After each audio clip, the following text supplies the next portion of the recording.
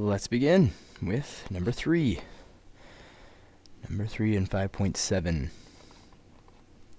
Okay, so just baby steps here. We're just going to start by stating how many zeros there are.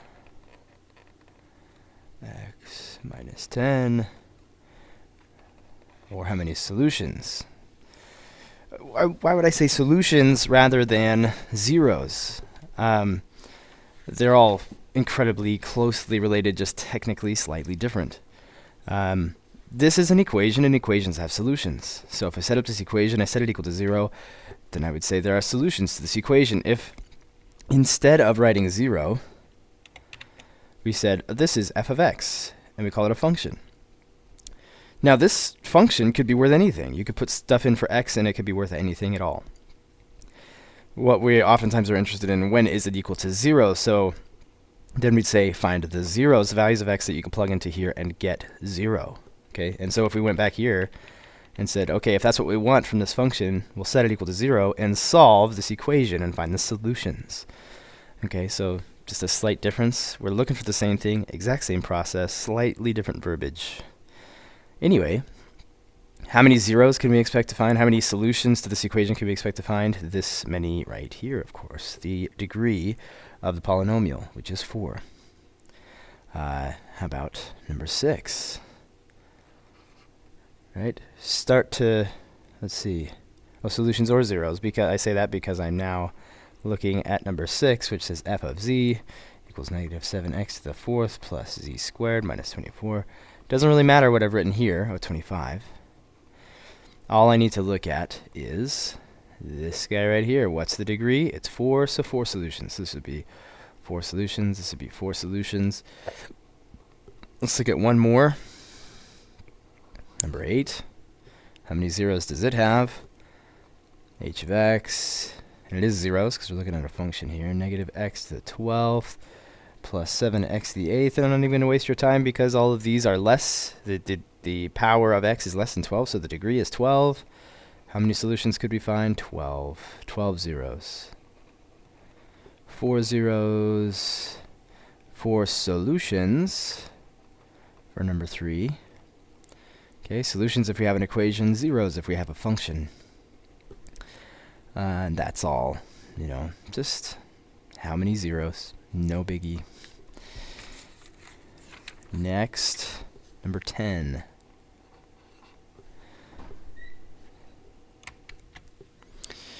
And number 10 looks like this.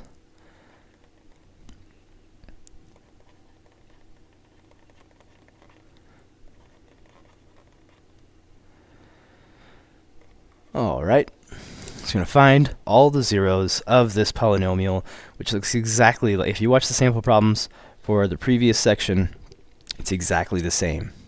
By that I mean, we're going to take all the factors of the constant, 1, 2, 4, and 8. And that's it, because we would put them all over the factors of the leading coefficient, but the leading coefficient is just 1. So no need to do all that. Here's our zeros. There's 8 of them, right? There's 4 that you see. They're both positive or negative, so we have a total of 8 possibilities. And so we set up the synthetic division. 1, negative 6, 7, 6, negative 8. Okay. I'm going to speed this along, also known as cheating. And just make sure that this is going to work out. I've looked at the solution already. That's right. We pick one of these. Well, I'll start with, I always start with positive 1 when I'm doing these, and I'm not sure what the answer is, of course. So put the 1 times 1 is 1, negative 5, 2, 2, 8, and 8, and 0. So 1 is a 0.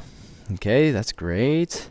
So from this process, we find x to the 3rd minus 5x squared plus 2x plus 8 is the result of dividing this factor of x minus 1 out of this polynomial. Okay, so we're going to do synthetic division again. We'll do 1, negative 5, 2, 8. And we'll do negative 1. Bring down this 1. Negative 1 times 1 is negative 1. Then we get negative 6. 6, 8, negative 8, 0, So 1 and negative 1 are a couple of zeros. And now we have x squared minus 6x plus 8. That's coming from right here, right? And then we'll factor this. What multiplies to 8 and adds to make negative 6? How about negative 2 and negative 4? Set that equal to 0. So x equals 2 or x equals 4, right? Same process. Very familiar with it. Our list of zeros would be negative 1, 1, 2, and 4. Okay, just like last section, exactly the same. Now, what is slightly different here is we are throwing in the imaginary zeros into the mix. Okay, before, if we ever found one, we would ignore it, but now we're throwing it into the mix. Okay, so 14 of x equals x to the 4th plus 15x to the 3rd. Oh, just squared, actually. Squared. Minus 16. So let's find all the zeros.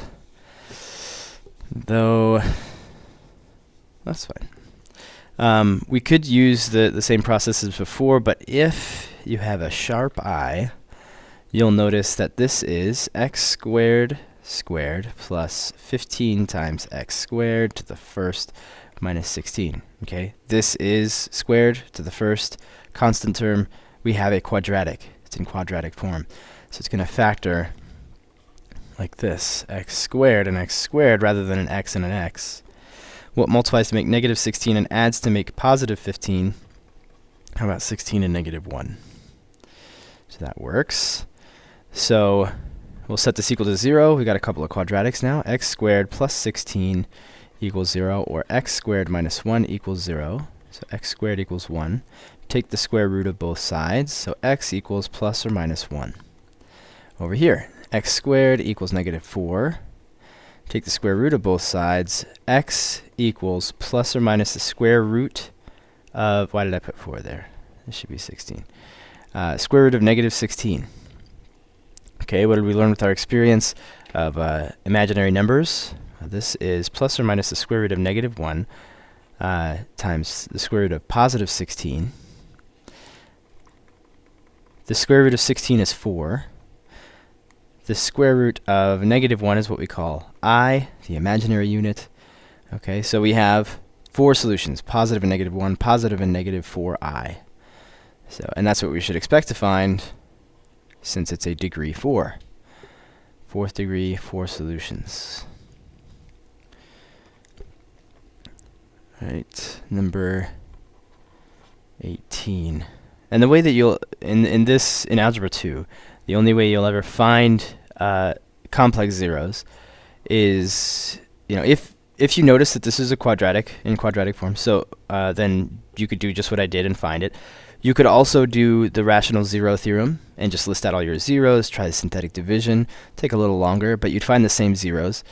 You would find the complex ones, the imaginary ones, by doing the quadratic formula at some point, okay? So you're not going to have to guess that there's a complex zero. You're not going to have to do that. You're always going to find them, unless it's this very specific case. I can't think of another one. You're going to at some point get a quadratic, and you'll use the quadratic formula on it, and that's how you'll find the complex zeros. Just thought I should mention that. 18, let's see what happens with 18.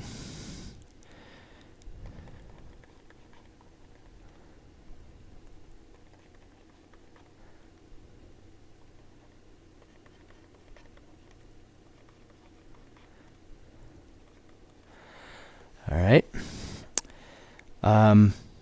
So now this is not a quadratic form. It's not anything really cool and special. So we are going to list all of the possible rational zeros with the factors of the constant, that's 1 and 3, over the factors of the leading coefficient, which are 1, 2, and 4.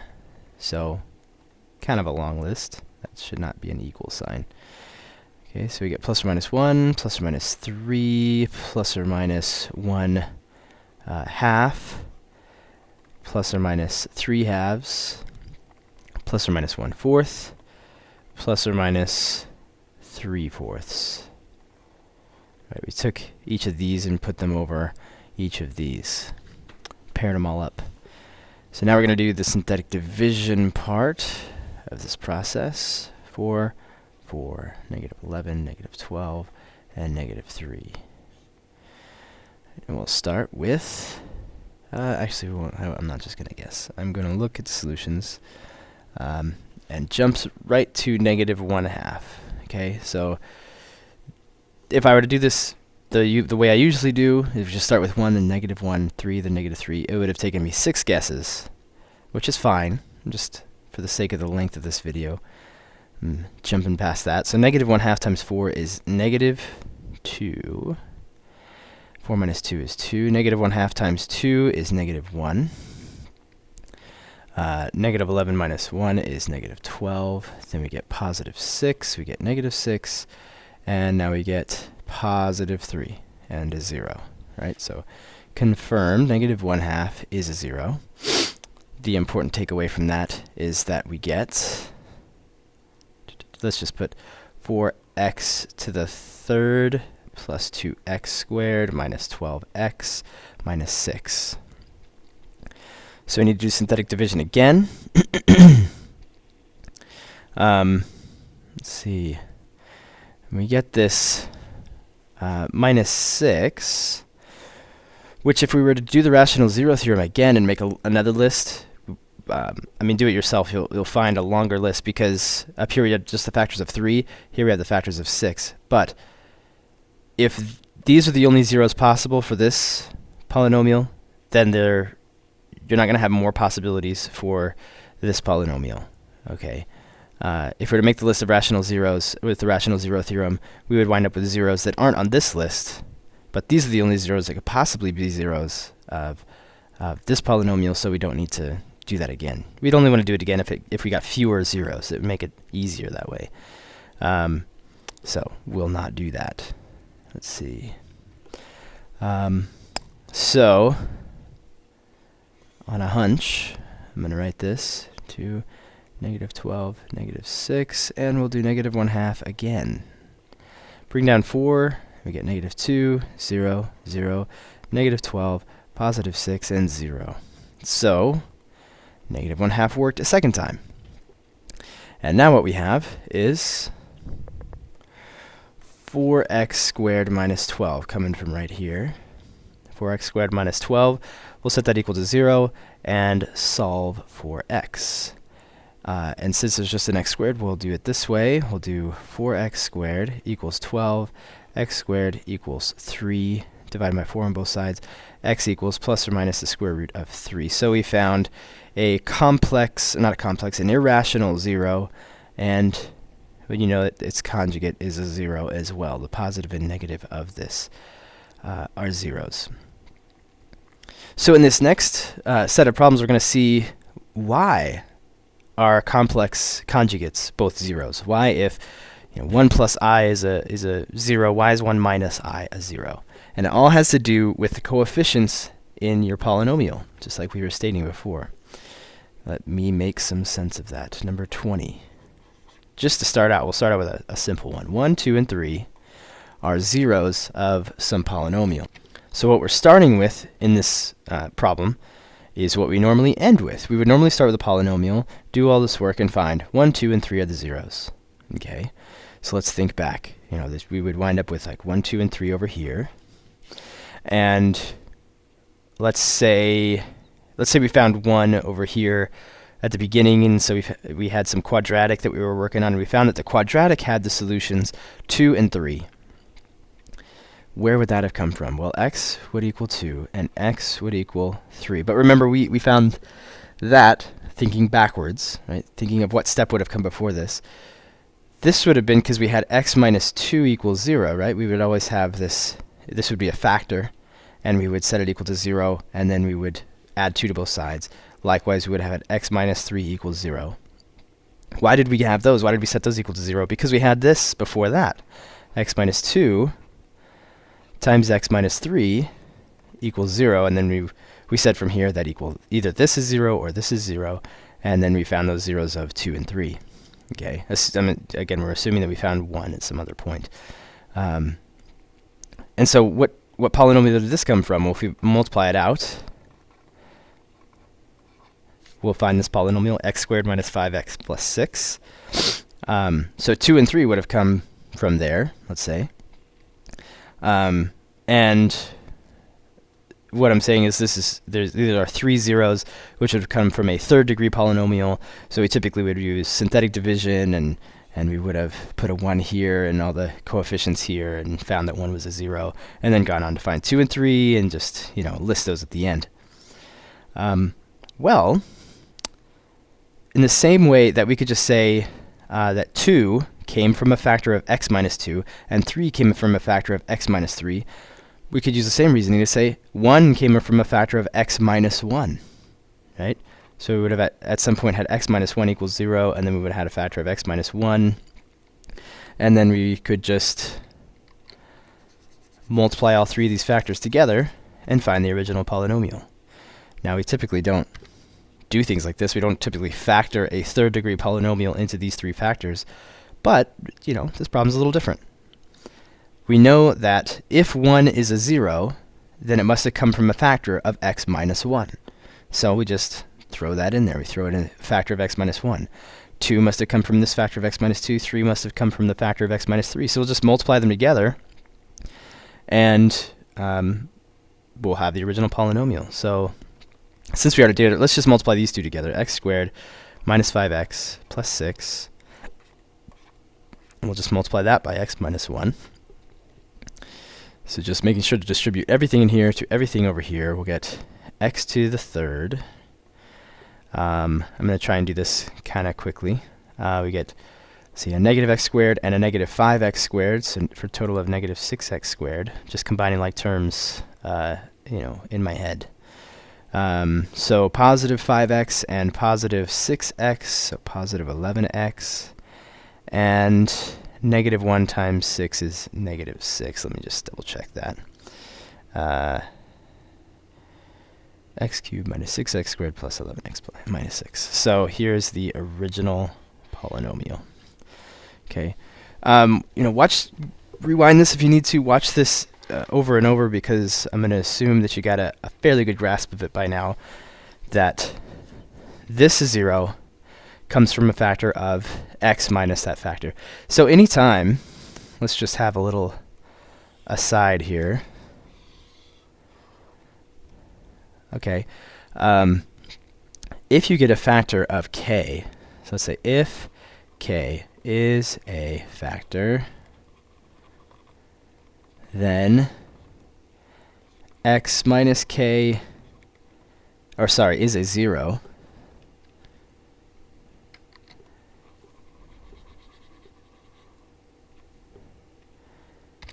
Is a 0. If k is a 0, just like 1 is a 0, 2 is a 0, 3 is a 0 in this example, then x minus k is a factor. Okay? So I'm going to write right underneath this, what if negative 2 were a factor?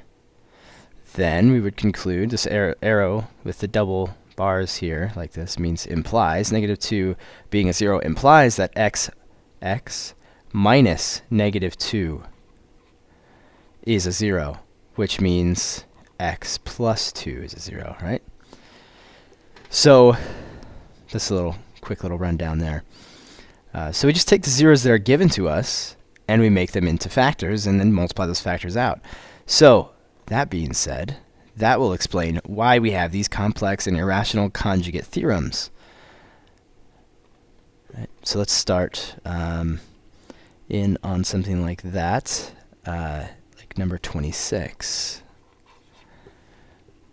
So again, if I just start doing stuff in this sample problem that doesn't make any sense, or is confusing, then go back to the previous, watch it again, watch that explanation.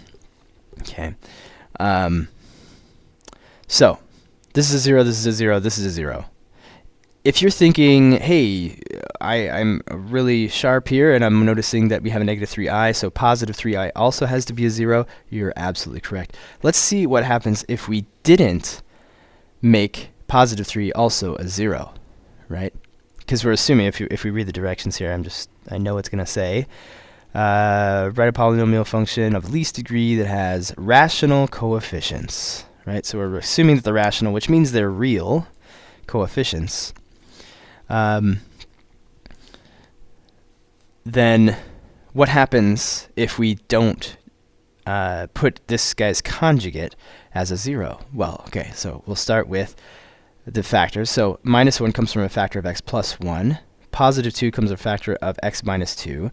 Negative 3i would come from a factor of x plus 3i, right?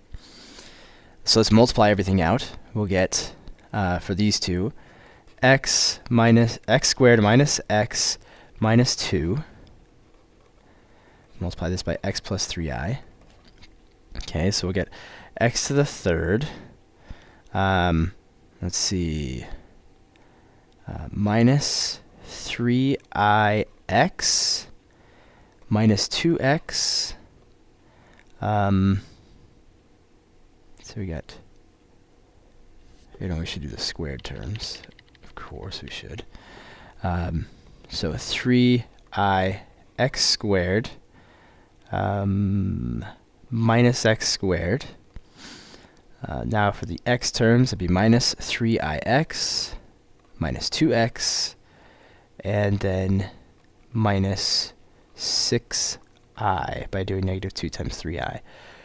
This polynomial is crazy. It's got lots more terms than we would expect. It's got this I in there. That's never happened before, and that's part of what we're saying with the complex conjugates, is that if you just have one complex number as a 0, then you wind up getting complex coefficients. So let's now realize, oh, we should have had a positive 3i as a 0, which means x minus 3i would be a 0, which means let's multiply these together for this one, and we'll multiply these two together, and let's see what happens. Something awesome, which is always the answer in math. Something awesome happens. Okay. Let's multiply these together. Get x times x is x squared. And we'll get plus 3i times x and negative 3i times x. What does that tell you? Plus 3i times x minus 3i times x.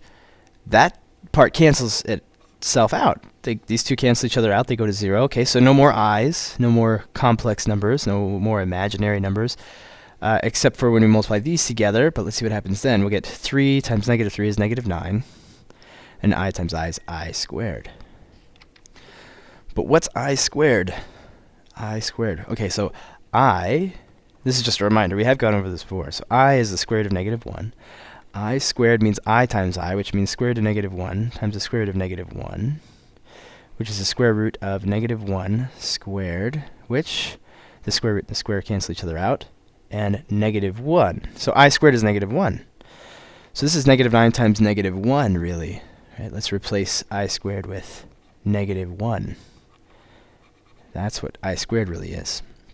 So what is this? This is positive 9. Here we go. X squared minus x minus 2 times x squared canceled negative 9 times negative 1. That's plus 9. Awesome. So there's no more imaginary numbers. So now we'll just multiply these together. So we got x squared times x squared. Let's just keep track of that there. X squared times x squared is x to the 4th. And we've got plus 9x squared. And we'll move on to here. We got negative x to the 3rd. Negative 9x. Negative 2x squared. And minus 18. We'll put together like terms. Let's see, negative x to the 3rd. Then we got 7x squared. Let's see. Yep. Minus 18. Just going to double check that for you. Oh, I missed a 9x. Minus 9x, minus 18. Missed that guy.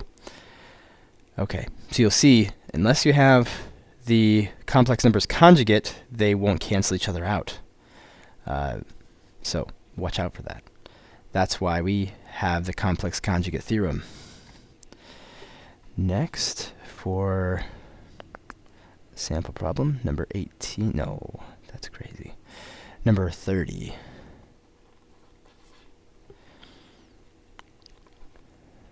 This one's nuts.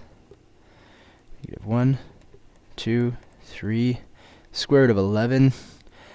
And the irrational zero theorem says, or the irrational conjugate theorem says that also square root of -11, or negative square root of 11, is going to be a conjugate, or going to be a 0.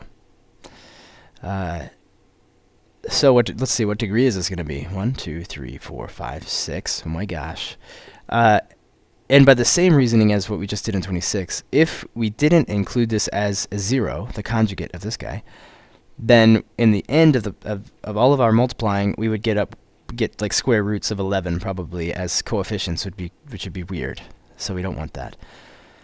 So we make sure to do the conjugate of any irrational zeros, and then we'll get to work. Okay. So -2 comes from this factor, and we get this factor from -1. And we get this guy, and this one, and then this one. And this one. I always recommend that whatever the two conjugates are, whatever those factors are, multiply those together first. That way you'll get the cancellation and all that nice coolness. So we'll just multiply each pair together. Here we'll get x squared plus 3x plus 2. And here we'll get x squared minus 5x plus 6. And here we're going to get these guys to cancel out. Because they're conjugates and they do that. X times x is x squared. Then we'll get negative x root 11 and positive x root 11. And then positive times negative, or negative times positive, is negative. Root 11 times root 11 is just going to be 11. Okay. Now, let's multiply these two together. Just distribute everything in here to everything in here. So first I'll start with x squared and distribute it. So that'll give us x to the 4th minus 5x to the 3rd plus 6x squared. So that's been distributed. Then we got the 3x. We can distribute that. So we get 3x to the 3rd minus 15x squared plus 18x. And we'll distribute the 2 now. 2x squared minus 10x plus 12. We're going to multiply that by x squared minus 11. First we'll collect like terms. Got x to the 4th. That's the only one like that. We have these x to the 3rd terms. That's a total of negative 2x to the 3rd. Those are good. We got 3x squared terms. 6x squared minus 15x squared is negative 9x squared. Oh, plus 2x squared, so negative 7x squared. All three of those are put together. Then we got 18x and negative 10x. That's 8x total plus 12, the constant. Then we have x squared minus 11. All right. I'm going to multiply it this way. I'm going to distribute everything in here to there. Of course, it's the same as if you did from here to there. For some reason, it feels shorter to me to go this way, but it's definitely the same length. Anyway, x squared first. X squared times x to the 4th is going to give us x to the 6th, then negative 2x to the 5th, negative 7x to the 4th, plus 8x to the 3rd, plus 12x squared. Now we'll do negative 11. Negative 11x to the 4th, negative 22x to the 3rd. Oh, it's going to be positive. Negative times negative is positive. And then positive 77x squared. Then minus 88x minus 11 times 12 is 132. We'll collect like terms. X squared, or x to the 6th is the only one like that. To the 5th, yep, negative 2x to the 5th, only one like that. To the 4th, there and there. So negative 7, negative 11, negative 18x to the 4th. Third, there's two of those. 8x to the 3rd and 22x to the 3rd, that's 30x to the 3rd. 12x squared and 77x squared is going to be 89x squared. And just a single x term, negative 88x minus 132. All like terms collected. I'm just going to double check my solutions here.